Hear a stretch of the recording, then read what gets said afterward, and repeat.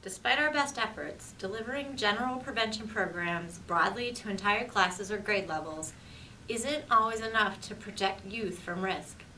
At times, it's necessary to use more narrowly targeted approaches with selective or indicated populations.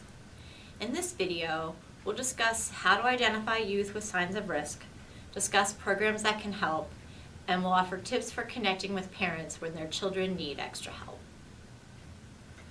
Selective programs directly target individuals or subgroups who are at higher risk for problem behaviors. For instance, youth who have lost a parent or whose parents are going through a divorce. Indicated programs target high-risk individuals who are already exhibiting early signs of a problem behavior or a disorder, such as a youth who has experimented with marijuana or who shows signs of depression. These two approaches or populations fit well into Tier 2 of the PBIS framework that focuses on targeted small group interventions to support students classified as at risk. SAP teams play a key role in supporting these at-risk youth by helping to identify signs of risk and make appropriate referrals. SAP teams can also help select programs for school-based implementation. SAP team members can help implement programming or identify providers who can. They can also play a role in ensuring the youth they have referred receive the best services available by helping to monitor outcomes or track quality of implementation of these kinds of approaches. School staff are often the first people to notice the academic, social, or confidence-related behaviors that could indicate the need for a selective or indicated prevention program. Academic risk behaviors include poor grades, poor memory, disorganization, incomplete work, or distractibility. Social risk behaviors include physical or verbal aggression, poor conflict resolution skills, inability to accept authority, and poor response to disciplinary measures. Confidence-related behaviors include lack of social connections, difficulty coping with new situations, and a lack of participation in class or wider school activities.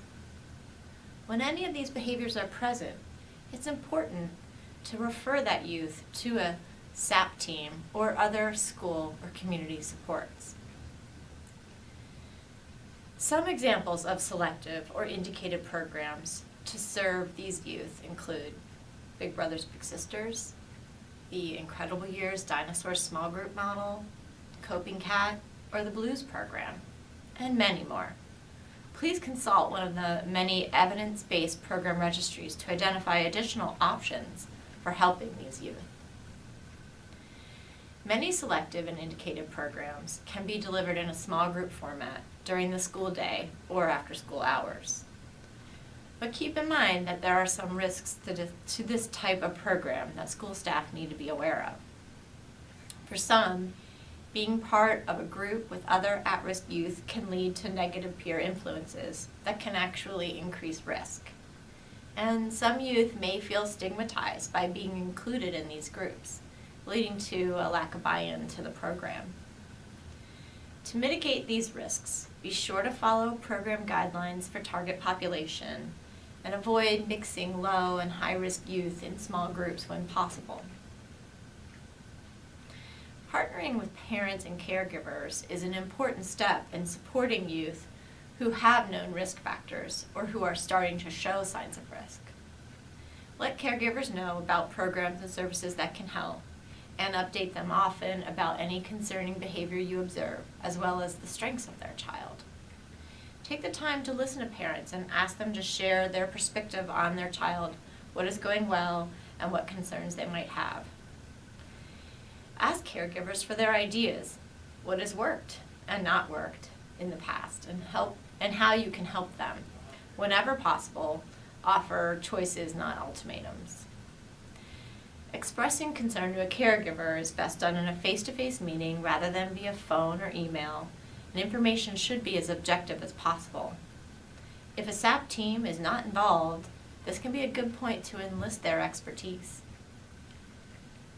By offering more intensive selective or indicated evidence-based programming for at-risk youth, we can keep them on a positive trajectory towards school success and away from problems like substance use disorder.